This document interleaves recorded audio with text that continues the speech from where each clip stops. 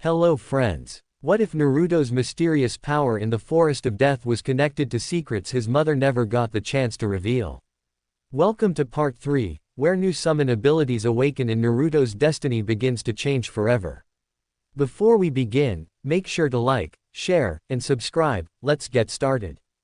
The next two combatants walked down as they Karui was a dark-skinned kunoichi with long spiky red hair and amber eyes who wore a long, short-sleeved dress with frilly edges complete with something that looked like the Kumogakure flak jacket, two simple yellow earrings, fishnet stockings, thigh-high boots with white soles and a hitai which she wears like a bandana, and she was carrying a long sword on her back. On the other hand, Shizuka was a fair-skinned girl of average height with an athletic yet curvaceous build with green eyes and waist-length black hair in a home-style cut tied in a high ponytail with short bangs and chin-length strands framing her face. She wore a black hitai and wore her village's form-fitting kunoichi uniform, which was gray-colored with a right shoulder guard, gray gloves, and an opening in her shirt, which revealed some of her sizable cleavages. May the 11th match begin, Hayate called out as both kunoichi charged at each other. Naruto once more glared down at the Kumo ninja as the blonde Kumo Jinchuriki walked over to Naruto. "Why are you glaring at my teammate brother?" she asked Naruto. Naruto looked at her with narrowed eyes. "How about that Kumo tried to kidnap a good friend of mine when she was younger as well as my mother when she was younger," Naruto said to his sibling of burden, "and let me not forget that my clan's homeland is no more than rubble because of your village," he hissed as his Rinnegan looked into the Kumo Jinchuriki. Yo, you got to let that go. Our villages are seeking peace, so set your mind at ease," the Kumo-sensei rapped at Naruto, who looked at him with a raised bow. "My brother brought the body of the man back, and he would like to apologize for the attack," he added as the female Jinchuriki sighed. "Sorry about my sensei," she said as she bowed to the ninja who looked at the man. "He dreams of becoming a world-famous rapper," she added as the man looked over to her. "Yugito, why are you being harsh, so stop being an ass," he told her as the now-named Yugito's eyes started to twitch. Naruto let the words from both of them go through his head. And he knew that they were telling the truth. Naruto looked to his mother, who looked at him with a caring smile. She even turned to Diana, and she was still smiling at him, so Naruto let out a sigh. "I apologize for what I was doing," Naruto said as he bowed to his Jinchuriki siblings. Both Yugito and her sensei turned to him and looked at him. Sakura smiled before she turned to Yugito. "You said that Naruto was your brother, so does that mean," she asked her, "that we're Jinchuriki?" Yugito asked Sakura, who nodded. "Yep, I'm the Jinchuriki of Matabi the Nibi," Yugito said as Sakura looked both amazed and confused. "And so were most of the people. Now my name, know my fame, don't be lame," the Kumo-sensei started to rap as his students sighed. "Eight tails, that's me, da rapping, Killer Bee, Jinchuriki of Gyuki," the now Killer Bee said as everyone looked at him. "You named your Biju?" Kakashi asked them as they both looked at him confused. No, they were named by the Rakudo Sennin," Killer Bee said as people looked amazed. He then looked at Naruto's eyes, and with the eyes of Thin Nin, Bee added, "But Yugito beat him." "With your Rinnegan being the eyes of the Rakudo Sennin," Yugito told Naruto as the blonde going crimson nodded. "Yay, he came to me and told me before blessing me and my children with the Rinnegan," Naruto told her as Yugito looked amazed before he turned to Sakura. "And no, I do not know the name of the Kyuubi," he told her as she nodded. Karui and Shizuka were fighting kunai to katana, neither giving an inch to the other. Shizuka then slipped past the katana, kicked away from the Kumo kunoichi to the side, and held a kunai at Karui's throat. Hayate walked over to them and saw that Shizuka had another kunai to Karui's liver and called out, "Winner Shizuka of Nadeshiko village." Shizuka removed the kunai, bowed to Karui and then returned to her team as Karui did the same, cursing her way up the stairs as the names shuffled once more. Artemis looked over to Bee with a smile. "Your student did good," she said as Bee nodded, "but I think her opponent was holding back," Artemis added as Bee nodded once more. "What do you mean she matched her?" Samui said as she walked over. "Exactly, think back what you said, and you will realize that it's a fact she won," Bee said. People looked confused as they all turned to Artemis. "If I'm right that Shizuka is the princess of Nadeshiko and was trained to take down a platoon of genin," Artemis said as Bee nodded, "and so that means that she matched your teammate so that she would not feel down on herself," the goddess told as Samui nodded. "That is both cool and not cool at the same time," Samui said before Naruto laughed as Samui turned to him. What? She asked Naruto. Just a thought, and it's that if she was fighting a shinobi would she fight on the same level, or would she go all out on them? Naruto asked aloud, and I just find that funny, Datbeo, he added as Artemis turned to him. And you were right as the law of that village, Artemis said as Naruto looked at her and saw that she had a tweaking eye. What is it? Naruto asked her. Your grandfather beat a Nadeshiko Kunoichi once. And instead of following their rules, he told her that she must not follow them, and so she saw that their students or children would fight, and if he had a son and beat her daughter, they must marry. Artemis growled as Naruto looked at his mother confused. Then when asking to become Aloys, the daughter of the woman that your grandfather defeated, met your father who turned her down, and now her daughter is here, and I can't help but think that this time it's going to stick, she added as glared at the ground. Which grandfather? Naruto asked her. Your father's father, Diana growled as the next two names were picked out. Guren of Kusa vs Omoi of Kumo. Omoi is a young, dark-skinned Kumo nin with short, spiky, white hair and dark eyes accentuated with eyelashes curving upwards from the corners. He wore a dark outfit consisting of an overlong shirt with a hood, red bandage hand guards, Kumogakure shin guards, a black hitai-8, and something that looked like a Kumogakure flak jacket, and he carried a long sword on his back. Guren wore a short teal kimono with a gray turtleneck and short sleeves with a jade green rope belt around her waist, red shorts, light purple wristbands and navy blue sandals. She had strands of hair that framed her face were shorter with dark teal hitai-8 on her right bicep. Hayate stood in the middle of the two of them as he looked between them before he raised his hand. Begin, he called out as he jumped back. Omoi drew his sword and started running at Guren before he froze. He could not move. Wow, Naruto muttered as he looked down at the battlefield. People looked amazed by what they saw. From under Guren's feet and covering Omoi from the waist down is covered in crystal. Is this a Kekkei Genkei? Kakashi asked as he looked at it with his dojutsu. She sent her chakra across the floor to make it crystal, and Omoi stepped on it. She trapped him, Yugito said as she shook her head. Naruto narrowed his Rinnegan as he looked at the crystal before drawing everyone's attention. It's a Kekkei Genkei, alright, and it's made of earth release and something else, but I'm having trouble seeing what that other is, Naruto told them as they looked amazed. You can see that? Asuma asked him, and Naruto at the blonde going crimson's nod. Asuma looked down. Does the other element have a color? He asked Naruto. Naruto looked intensely at the crystal, so much so that his veins bulged near his temples. Lee turned to his teammate and cocked his head to the side. Is he activating Byakugan? He asked Neji, who looked at Naruto. It looks like it, Neji said as he blinked at Naruto. No, he's using a technique from a Mangekyo Sharingan, Diana said as she decided to watch for a while. It only looks like he's using the Byakugan, she said as Neji nodded. The veins around Naruto's eyes returned to normal after he blinked a few times. Alright, I have it, Naruto said as the people around him turned to him. Crystal release is made up of both earth release and lightning release, Naruto told them as they looked down at the crystals. Omoi tried to move as he called electricity to his sword. I can't lose because if I do, Kumo will be seen as weak, and then Raikage-sama will punish the one responsible by having them help B-sensei make a rap video, Omoi yelled out as everyone looked at Omoi questionably. Naruto and Sakura looked at each other, then turned to Diana, who looked confused. Kakashi blinked and cocked his head to the side. Tenten looked at Neji, who shrugged. Kurenai shook her head at what was just said. Hinata looked confused. Tamari looked at her sensei, who looked amazed by the stupidity of the Kumo nin. There he goes again, Karui said as Choji turned to her. What do you mean? He asked her. Omoi has this habit of being pessimistic and blowing it out of proportion, Yugito said as the other Kumo ninja nodded. Hayate walked over to Omoi. Can you move? He asked the Kumo genin, who shook his head. Winner of the 12th match goes to Guren of Kusa, he called out as he turned to Guren. He pointed at the crystal around Omoi, and then it broke off him as they both walked back to their teams, with Omoi walking back with his head hung low. The names got shuffled once more as Omoi returned to his team and found them talking to the Konoha ninja. What happened while I was down there? Did B-sensei Current the Konoha nin believe that he could make music? Omoi asked before he was dummy slapped by said person. But before something could be said, the next names were picked quickly. Tamari of Suna vs Kintsuchi. The remaining Oto ninja walked down as Tamari jumped down and unconnected her fan from her back.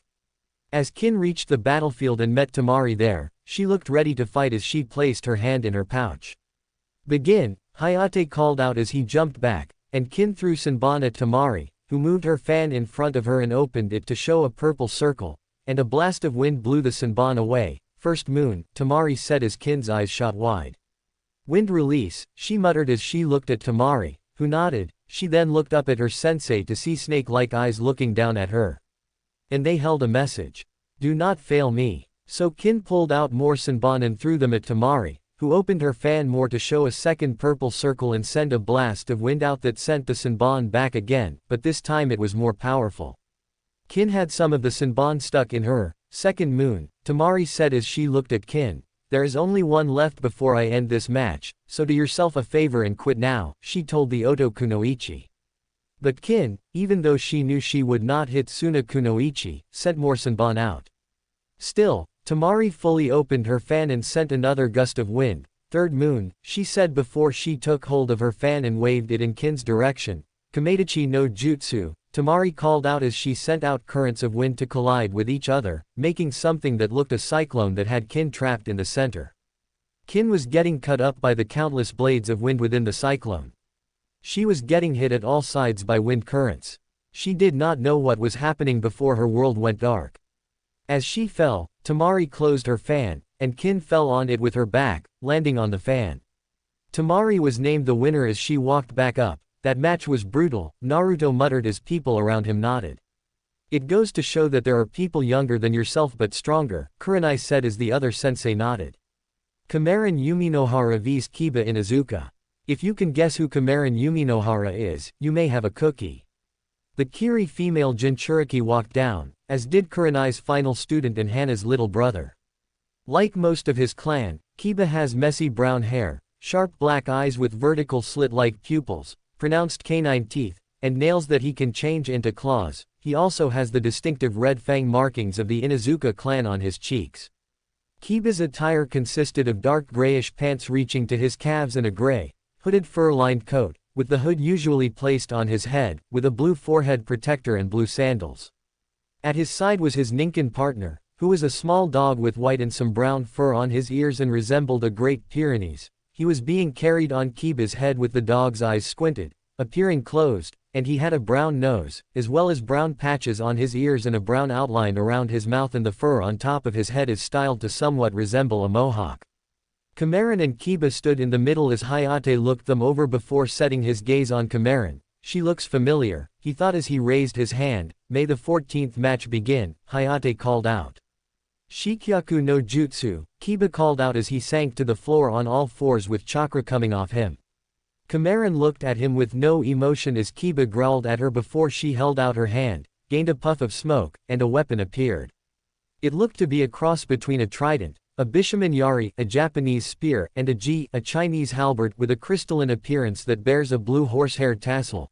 Similarly, the two side blades are straight with concave edges as opposed to the usual crescent blades of the Bishaman Yari, and the end of the trident turns into a corkscrew shape. But she just held the trident in her hand as she twirled it, and water formed from the corkscrew bottom at the end. Kiba did not heed the trident as he threw something at his Ninken, who ate it, and it turned the dog's fur red. "You ready, Akamaru?" Kiba growled at the hound as both ran at Kamaran.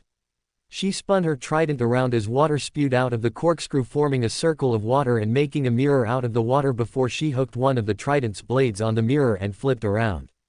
After a few turns and a second, Kiba and Akamaru came out of the mirror. As the copies ran into the real ones, they pushed the real ones back before they burst like water balloons, and Kamaran spun her trident once. Kiba and Akamaru shook off the water on them as Naruto looked down at them. "She has good control over water," Naruto muttered as he looked at his Jinchuriki. "Yay," Yugito said as she watched the match closely. "From what Matabi tells me, Isobu, the Sanbi, give his Jinchuriki the ability to control and make Kurel, a strong water affinity and a Genjutsu mist," she added as everyone looked amazed. "Not going to move," Kiba growled at her. "Well then, let's go, Akamau," he called out at Akamaru and jumped on his back. "Kiba, don't let your ego get the better of you," Kurenai thought as Hana approached them. Kurenai smiled before she looked down at her student. Jujin Bunshin, Kiba called out as Akamaru turned into a clone of Kiba while still on his back. Supinaru Samakogo, Kamaran called out as she formed water beneath her that turned into a drill-like vortex that shot at Kiba and Akamaru. Hana turned to Kurenai before she started to shake her head. I don't think that Kiba's going to win, she said as Kurenai nodded. After hearing Kamaran's voice, Kakashi narrowed his lone eye as he looked at her. Who is she? He thought as he looked over at her. Diana switched back to Artemis and then looked down at the battlefield as she heard the voice before her eyes widened slightly. Is that, she asked herself. Seeing that he was constantly getting pushed back, Kiba looked over to Akamau, and then they both jumped into the air and started spinning at high speed before they made their way to Kamaran. She jumped in the air, and seeing that one of them was coming, she formed a shell on her back. The drilling cyclone bounced off the shell as Kamaran held out her trident and pointed it at the oncoming cyclone. Boritekusu Kurashu, she called out as water burst out of the trident and shot at the cyclone and not only pushed it back but forced it to stop spinning. But she forgot about the other as it hit her in the side, which sent her flying to the ground on her back, her jacket around her mouth cut. Shit, I got overconfident, she swore in her head. Well, you did spend 13 years in a coma, her Biju told her as she stood up, and I had half my power in somebody else. So I could not heal you fully until I fully returned to you, he added as Kamaran nodded. Both vortexes go by the name Kiba and Akamaru, around and head back to her. Kamaran held up her trident before she slammed it into the ground, as water burst out from under her before she started to go through a ton of seals. She then ended up on the bird shield as the water started moving, rising and taking shape like a serpentine dragon. Suiten, Suiryuden no Jutsu, Kamaran called out as she sent the water dragon at the cyclones, and it pushed them back. Kiba and Akamau, who were still transformed and looked like Kiba, stopped their cyclones as they looked at Kamaran. And found that she was running at them, leaving her trident in the ground as she formed the shell on her back once more in a single long armored tail before she jumped into the air and then curled up into a ball and started to roll at Kiba at high speed.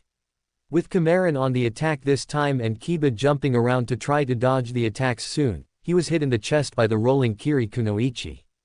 The people on the observation decks were watching in amazement as both Hana and Naruto gained a look in their eyes. What you thinking? Sakura asked Naruto. Well, I was thinking about making something like that but a me version, Naruto said as he started to go over plans about how he could do it. What would you call it? Artemis asked her son as Naruto turned to her. Is it going to be a taijutsu or a normal ninjutsu? She asked as Naruto closed his eyes as he started to think. Before they could speak more, the ball named Kamaran jumped in the air, stopped rolling and formed a seal familiar to Team 7. Kage Bunshin, no jutsu, she called out as two clones formed next to her, and then all three of them turned into balls and made their way to Kiba.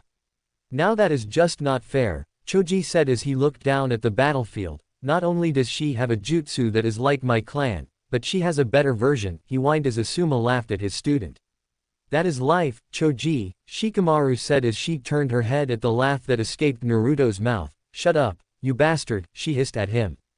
Kiba and Akamaru were soon running out of steam, and it showed as more quickly Kiba moved out of the way of one of the rolling women. Another hit him in the side, and then he knew that it was over as one of the clones hit him in the chest and steamrolled over him. Soon followed by another, then another before, more quickly, a large cloud of dust formed.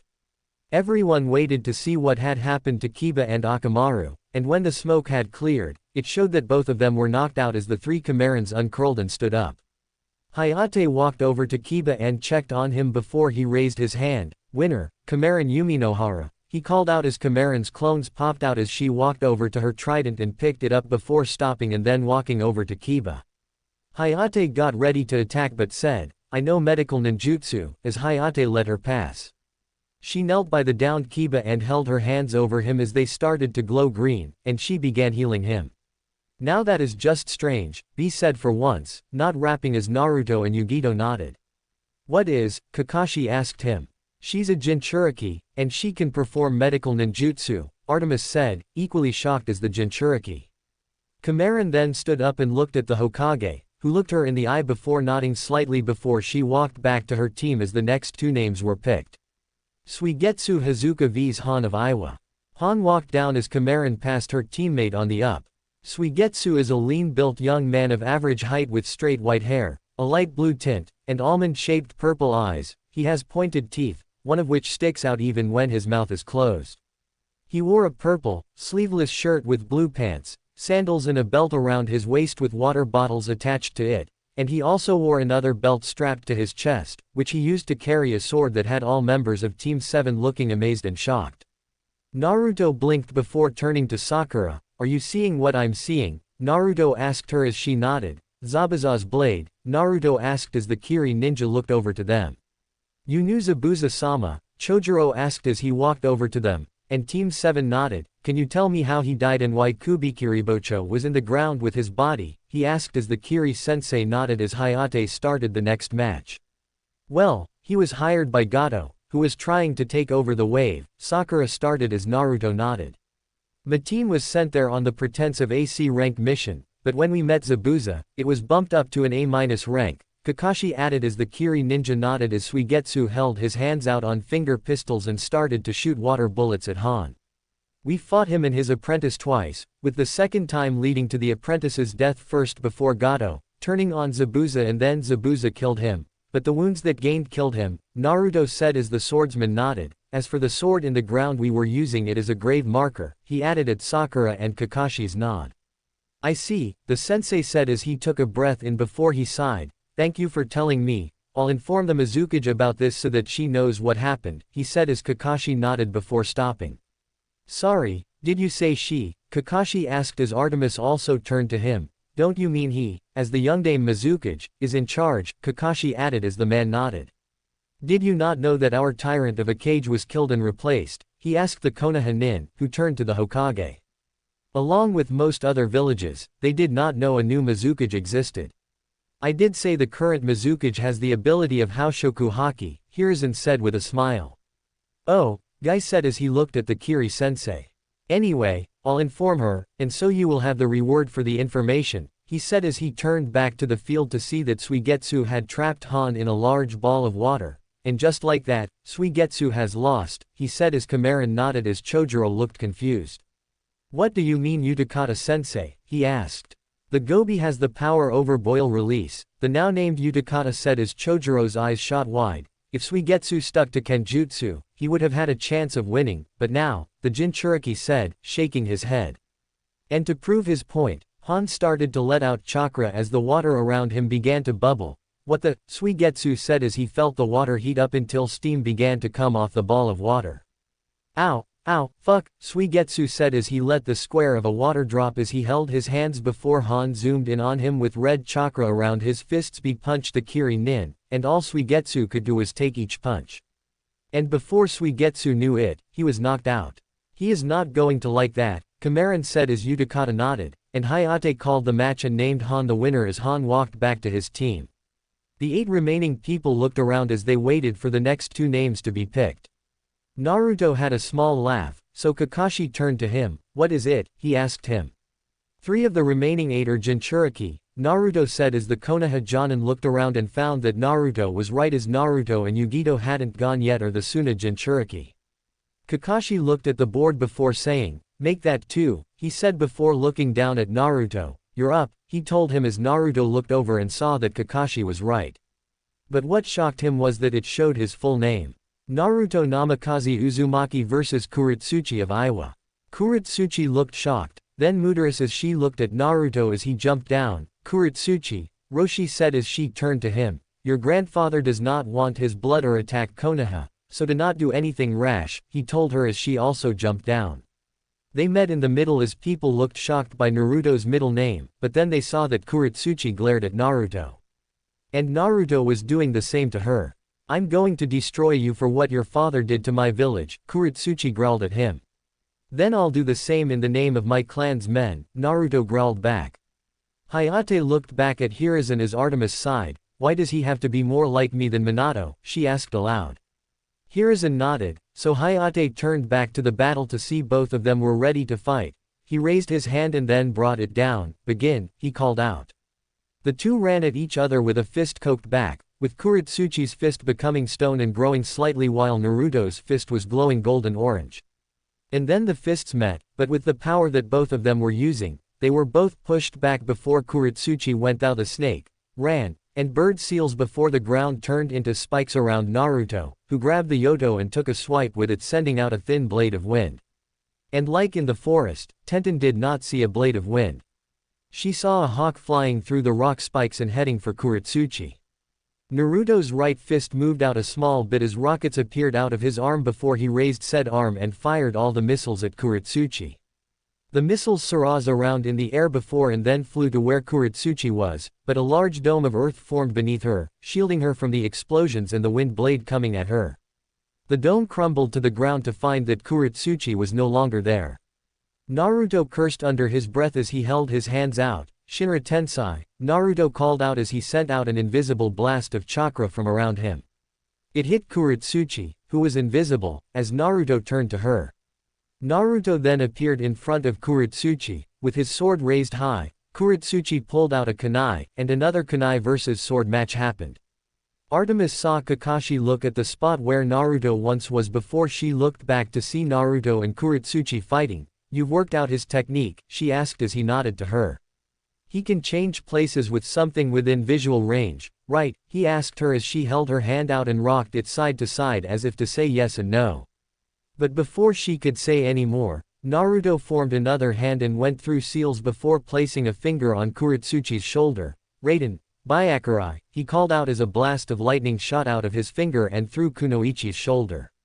But she did not take the hit, lying down as she kicked straight up, her left leg hitting Naruto in the chin. But the two kept the sword and kunai in place as people watched the battle.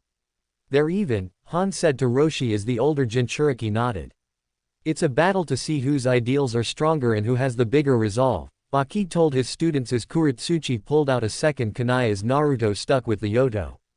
"So you must not take your eyes off the battle at any moment," Asuma said to his three students, Ino, who had woken up to see the fight. As such, each sensei had told each student to watch who had the bigger resolve. Avenge hundreds of Iwa ninja. Or, avenge hundreds of Uzumaki. No one could take their eyes off the fight as Naruto and Kurodachi cut each other up, but they did not care. In a twist of the fight, they both managed to disarm the other as Kuretsuchi's kunai flew into a wall that they became embedded in, while the Yoto did the same but to the other side of them. Both of them jumped away from each other but not before launching a jutsu at the other. "Yoden, Sekaigyo no Jutsu, Kaden, Gokaku no Jutsu," they called out. Kuretsuchi spat out a glob of quicklime as Naruto breathed a large fireball. Flames and quicklime met each other and became hardened rock as they fell to the floor. Naruto narrowed his eyes. "This is getting me nowhere," he thought before he held out a hand. "Bansho Tenin," he called out as Karachi was pulled off her feet and was heading straight for Naruto at an alarming rate uncontrollably, and Naruto raised his leg and made sure to aim for her neck and called out, "Ryu no Kyubi," and slammed Kuretsuchi into the ground so hard that the ground beneath her cracked on impact. Naruto looked down at Kuretsuchi, pulling his fist back and then shooting it forward into Kunoichi and going further into the ground, and all the air from her lungs was taken out. Kuretsuchi looked dazed as Naruto opened his hand, as Yoto jumped out of the ground from where it had been invaded and spun out the air into Naruto's waiting hand. She looked up at him and felt fear as he looked down at her. She saw a beast ready to kill her and send her to the Shinigami. "Do it," she said as she looked at Naruto, who just looked at her. "Come on, you monster, be like your clan of bloodthirsty warriors and take my life," she said as she slowly pickets herself off the floor. "No," Naruto said as he turned around and started walking away before stopping and then looking up to his mother, who smiled and nodded before he looked back at her. "I won this battle, and unlike Iwa, I don't take innocent life," Naruto told her as the Konoha ninja smiled as he continued walking away as Kuretsuchi looked at him before she fell back knocked out. As he walked off, he saw his mother looking at him as steam came off his body, and he rejoined his team as they saw that all his injuries had healed up. Hinata looked at him, seeing that he was all healed up, and put the pot she was holding away in her pouch as Kurenai smiled down at her. "Maybe next time," she told her student. Artemis looked at her son with a smile as the medial ninja took Kurosuchi away. "I'm proud of you, and I have no doubt that your father and grandfather would as well," she told him as Naruto gained a small smile. But he could not help himself. "Which grandfather?" he asked her. "Your Uzumaki grandfather," she said right back with a motherly smile. Before they could talk more, the next two names were picked. Hinata Hyuga vs Neji Hyuga.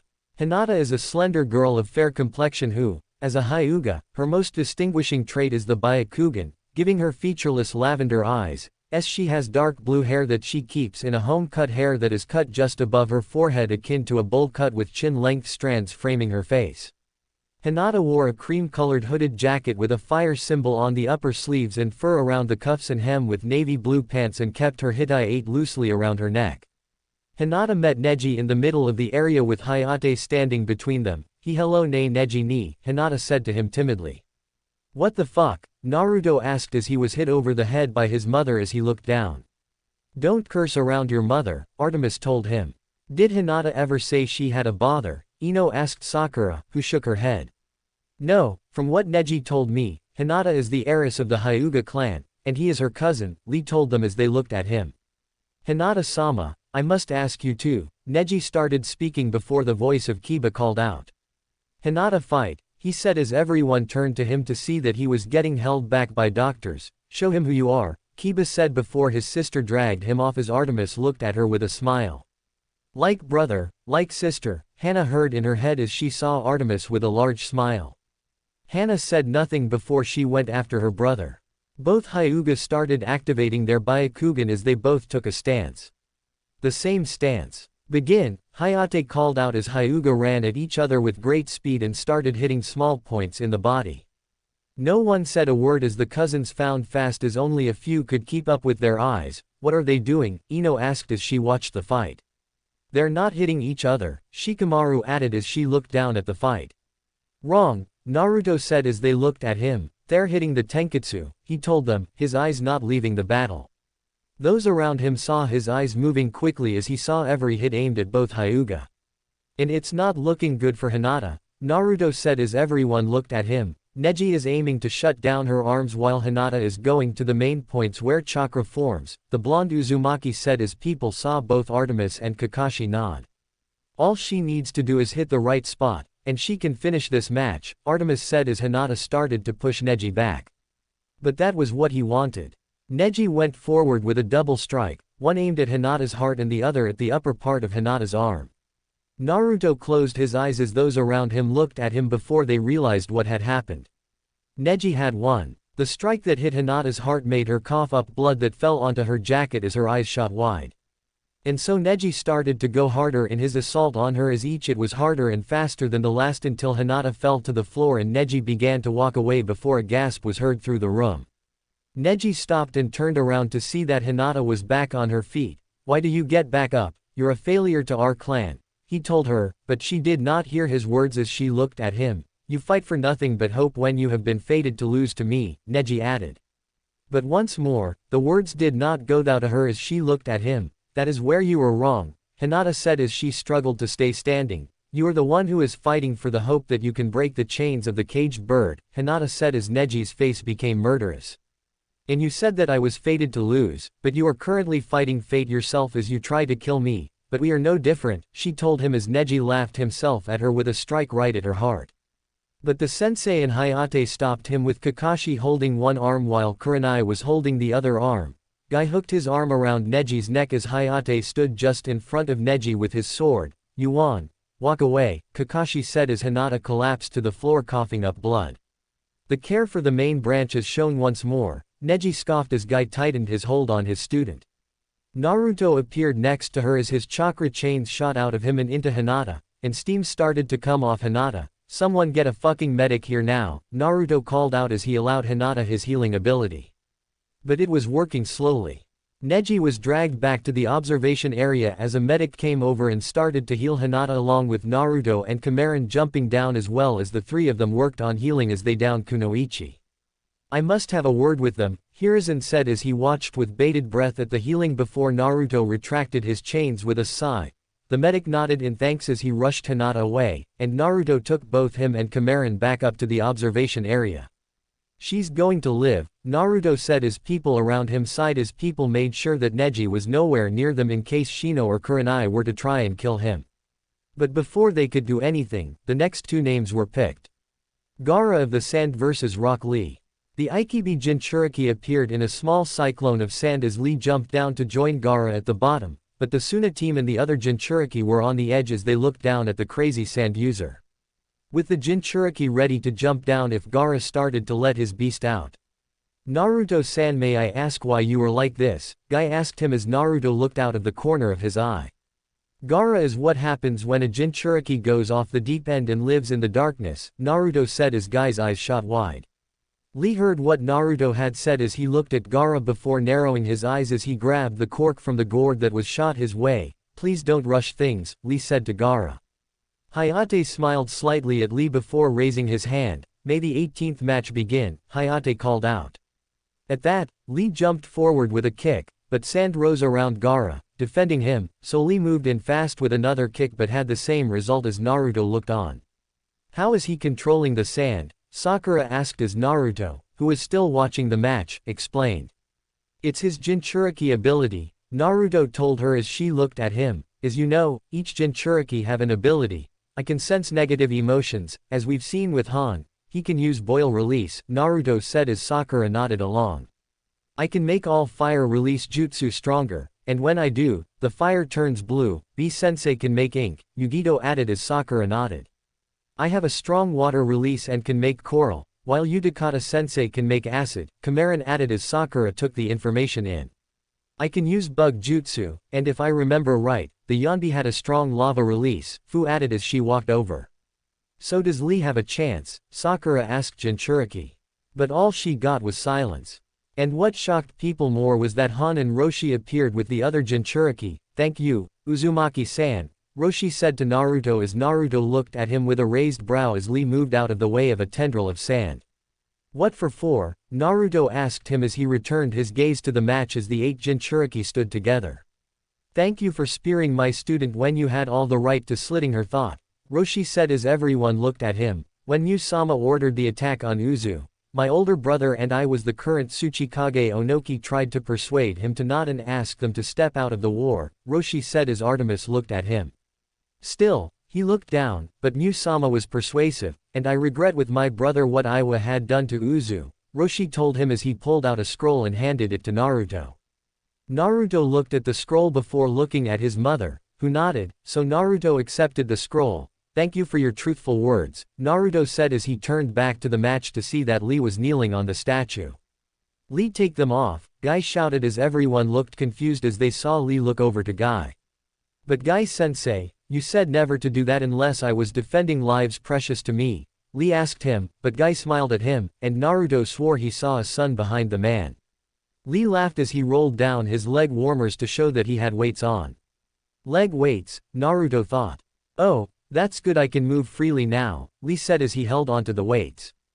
Before dropping them, there's no way that a few weights will let you keep up with Gaara's sand, Tamari thought, but that was soon replaced by a shocked look once the weights landed, making a loud bang, and the weights left creators in the ground. What the fuck, Guy? Artemis said as his eye twitched as she looked at the weights. Why does he have an elephant's worth of weight on each leg? She asked him as the other genin's eyes shot wide. Guy laughed at that, seemingly forgetting that Artemis was a goddess for a second. Now go, Lee, Guy told his student. Yes, sir, Lee called out before disappearing and reappearing behind Gaara. The sand just managed to catch a punch heading to Gaara, along with 2 more punches and a kick, before Lee disappeared again and delivered an axe kick. And the kick landed. Lee, like me, picked up a rare chakra disease that messes with us so that we have a small amount of chakra, and my father did not have the money to pay for my operation, and as Tsunade-sama is not here anymore, Lee could not have it either, Guy said as Artemis and a few other nodded, so I trained Lee purely on taijutsu, he informed the goddess. I see, so the weights, Artemis asked him. Gaara looked up at Lee, showing he now had a cut on his cheek from Lee's sandal. As per Lee's request, I triple the weights each time he gets accustomed to them, Guy told her as she nodded. He then turned to Lee. Now, Lee shows the power of youth, Guy called out as he crouched down. Yes, sir, Lee called out again as he rocketed at Gaara. Lee then disappeared and reappeared behind Gaara once more, and as the sand user turned to face him, Lee was not there. He was in front of Gaara once more, and he delivered a strong punch that took Gaara off his feet and a few feet back before the sand attacked Lee. but the boy moved out of the way, but a sound filled the room. It sounded like something cracking as things started to fall off Gaara. This is bad, Kankuro said as Tamari and Baki nodded. It was Gaara's face that was cracking. Or, to be more accurate, it was a layer over Gaara's face made out of a sand-like armor that was cracking and falling to the floor and showed that Gaara had a deranged smile on his face. The Jinchuriki was getting ready to jump down with Yugito's nails becoming claws, Kamaran holding her trident, Rochi's skin started to head up along with Hanzo Moor, Utakata had pulled out a blowpipe, Fu had formed her wings, B taking hold of one of his swords and Naruto as the points of his chains sticking out of his body. The sand rose once more, but this time over Gaara, and started to fix the Amur. It also covered up the deranged smile like it was never there in the first place. Is that all? Gaara asked Lee, who looked shocked then saw that Guy had nodded at him. Hence, he started to undo the bandages that covered his arms. Guy, please tell me that you did not teach this boy the, Artemis asked him, but Guy nodded. I did, and with Lee having no one, I took him in and did what my father did, Guy told her as Artemis closed her eyes before looking at him. Does he know the risks? She asked him as Guy nodded, and he has accepted them, Artemis asked as Guy nodded again. Come on, hurry up, Gaara told Lee, who glared and was running around Gaara at high speed. As you wish, Lee said as he landed a kick to Gaara's chin sending him into the air. That's not all, Lee called out as he repeatedly kicked Gaara into the air higher and higher away from Gaara's sand. Genin, Artemis called out as they all turned to her, watch, and you shall see the pinnacle of taijutsu and know that even if Gaara somehow services this attack, he would not come out of this uninjured as this is one of the strongest taijutsu, she told them as they all looked back to the match as Guy closed his eyes in prayer. I can't take my eyes off him even if I'm hurt, Lee thought as he winched, but he fought to keep his eyes open. Soon he was behind Gaara with the bandages wrapped around Jinchuriki before he tightened them, and then Lee started to spin them at a great speed as they headed for the ground. Omit Renge, Lee called out as they both hit the ground before Lee jumped out of the way as Gaara lay on the floor with cracks forming over his body. But he was slowly getting up, but the armor fell off him, showing everyone that Gaara was covered with small cuts from the stones on the ground, and Lee was winching. What's the matter with Lee? Sakura asked. It's the Omit Renge kid, Roshi said as she turned to him and found that the Jinchuriki had arranged themselves according to the number of tails they held, with Naruto standing next to her. It's a strong taijutsu technique, Utakata added as she turned to him. But it's a double-edged sword for the user as it puts a lot of strain on the body with how fast they move, B explained to her, again not rapping just to tell Sakura how serious this was. As of right now, Lee is just a mass of pain and weakness, Kurenai said as Sakura turned to the red-eyed woman. But that is slightly fortunate that even if Gaara is a Jinchuriki, he's in the same boat as Lee, Asuma finished off as his three students turned to him. So what's going to happen now? Ino asked as she looked down at Lee before she saw Lee gain a smile along with Guy. Why is he smiling? Neji asked as he looked down at the field. He's going to lose, he added, but Guy laughed. He's about to push Gaara back soon, Guy said as everyone turned to him.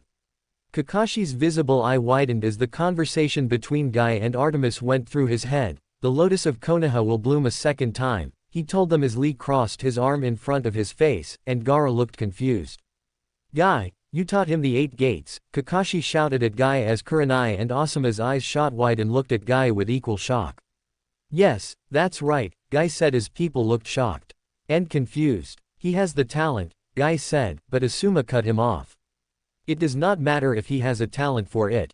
You taught him something horribly dangerous and forbidden, Asuma said as people turned to him. The Ura Renge is something that should not be taught. It's at the top of fucking list, in fact, he added as Kakashi and Kurenai nodded.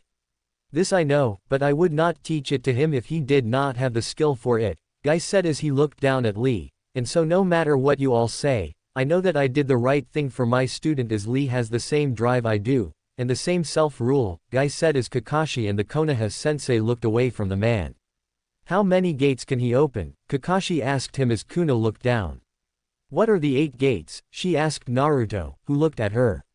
He can go to Toman, Guy said as Utakata turned to Chojuro. Chojuro watched closely as this fight is going to show how the Kiri no Shinobigatana Shichinin Shu lost to one man, he told his student, who nodded and waited with bated breath. What are you talking about? "What are the 8 gates?" Sakura asked them. "The 8 gates are a set of limiters set on the body," Kurenai said as she looked down at Lee as chakra started to form around him. "And in order to perform the Uru Renge, you must release the first 3 of the limiters," Asuma added as rocks started to float around Lee. "Remove the limiters," both Sakura and Kuno asked them. "There are 8 points in the body that are called gates that are on the chakra network that is called Kaiman the gate of opening, Kuman the gate of rest, Simon the gate of life, Shoman the gate of pain, Toman the gate of closing, Kaiman the gate of joy, Kyoman the gate of shock and Shimon the gate of death," Kakashi said as he showed his Sharingan. "These gates limit the amount of chakra flowing through the body, and by opening the gates, the user can draw power 10 times what they normally can do even if the body is destroyed afterwards," Roshi added. "When the user uses Omet Renge, the first gate is opened," Guy told Sakura, and unknowingly Kuno, "and to start performing the Uru Renge, he will need to open the 3rd gate, and at this moment, he has the 2nd gate open as well," Guy told her as she looked down at Lee. "But with how Lee is at the moment shows how much of a double-edged sword this technique is," Kakashi said as he looked at Sakura. "The state and technique where all 8 gates have been opened is called Hachiman Tonko no Jin, and anyone who uses that technique will, no matter how brief, active power that surpasses the power of the 5 kage," Kakashi told her as she looked shocked. No one said anything as Naruto turned to him, as more chakra started to form around Lee. "What's the downside?" he asked. "They'll die from power overload as that moment literally meets the power of the gods, and it burns them up," Artemis said as Guy sighed. "Naruto, you have helped me, and you are like me and yet you have beaten fate, so know this, that if I do fall, I will make sure that you can help him." Lee thought as a picture of him and Naruto laughing in his mind formed. As steam started to come off his skin, "Guy-sensei, watch as I develop my Nindo," Lee said in his mind as he flung both arms out as his skin turned red.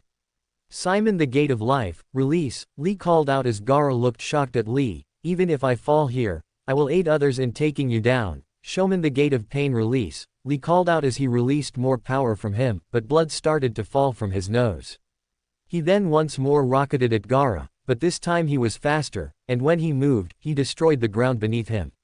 No one bar the goddess could track him as Lee kicked Gaara in the chin and sent Gaara into the air. As the sand came up to defend him, Lee wanted none of that as he zoomed around, punching and kicking Gaara all over the place in the air. "Toman the gate of closing, release," Lee called out as he zoomed in on Gaara once more as Neji looked at Lee. "You are no longer my rival, Neji, as I have found someone better for me to fight. So watch as I was going to use this on you," Lee thought. Lee delivered a punch to Gaara's chest that sent Gaara crashing to the ground, but the Jinchuriki failed to notice that Lee had wrapped bandages around his waist. Lee then pulled the banger up to him as Gaara was dragged along. "The sand can't keep up," Tamari thought as she saw Gaara helpless in the air. "This is not good," she added. Lee could feel his consciousness slipping as he got ready to deliver his last attack. "I'm sorry that I could not fight you in the finals, Naruto, but if you face Gaara, I will make sure that not even the Ikibi will heal this attack," Lee thought as he moved a leg by his fist that held the bandage, and as Gaara moved higher Lee punched and kicked him at the same time. "Uru Renge," Lee called out before he fell unconscious in the air. Gaara landed on the ground, but his gourd turned to sand as it cushioned his fall. Gaara looked up at the unconscious Lee in the air as his eyes changed from green to yellow irides and pupils, each taking the shape of a black 4-pointed star with 4 black dots around it. He slowly got up and held his hand out, but before he could do anything to Lee, the Jinchuriki jumped in.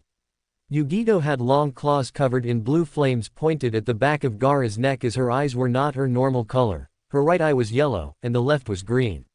Cameron had her trident pointed at Gaara's chest as it trickled with water, and her eyes were now red with yellow pupils. Roshi and Han had locked their legs around Gaara's to stop him from moving, with Roshi's leg covered in lava and Han's armor giving off steam. And like the others, their eyes had also changed, with Roshi's eyes having yellow irides and white pupils and Han's turning to dark blue-green. Utakata had put Lee in a bubble that held the unconscious boy, and his eyes were completely black. Fu was in the air with orange-red eyes as she looked down at Gaara with a jutsu ready to defend Lee. While no one could see B's eyes, they saw he had a sword to Gaara's neck. And Naruto had his golden gains out as his rippled eyes were now red with a slit. No one said a word as Gaara looked at his siblings of burden as they were all ready to take him out, and something told him that he must stand down. And for once, he listened to it. But he could not help but ask, "Why are you helping him?" Gaara asked them as they saw he did not know what they were doing. "Bloodshed is unnecessary on this day," Yugito said as Gaara looked at her. "This day is to see if we can show the power that we hold," Cameron added as Gaara turned his head to her. "For villages to come and be won," Roshi said as Gaara looked at him. "And for us to put aside grievances," Han piped up as Gaara turned to him.